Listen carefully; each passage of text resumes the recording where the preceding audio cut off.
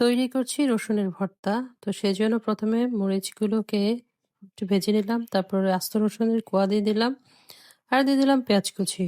তো রসুনের কোয়াটা আসলে পরিমাণে বেশি থাকবে এখানে যেহেতু এটা রসুনের ভর্তা।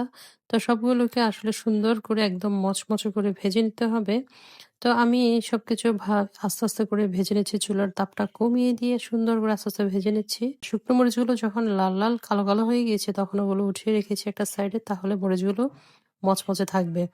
তো রসুনটা সিদ্ধ হয়ে গেলে তারপর আমি সবকিছু এখন মেখে নিচ্ছি। তো পরিমাণ মতো লবণ দিয়ে আগে মরিচ আর পেঁয়াজটাকে খুব ভালো করে ম্যাশ করে নিচ্ছি। তো এই মাখানিটা কিন্তু অনেক সুন্দর করে করতে হবে। তারপর একটু সরিষার তেল দিয়েও আরো কিছুক্ষণ মরিচটাকে আমি মাখিয়ে নিচ্ছি।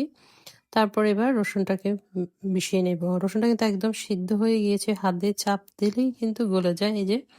তো রসুনটা এমনভাবে ভাজতে হবে যাতে একদম সুন্দর নরম তুলতুলে হয়ে যায়। তো সম্পূর্ণটা কিন্তু তেলের উপরে ভাজতে হবে। এই তো সবকিছু মাখিয়ে নিলে হয়ে গেল রসুনের ভর্তা। আর সর্দি ঠান্ডায় কিন্তু এই রসুনের ভর্তা অসাধারণ খুব কাজে আসে। একেবারে খাবারের রুচি বাড়িয়ে দেয়, মুখের স্বাদ বেড়ে যায়।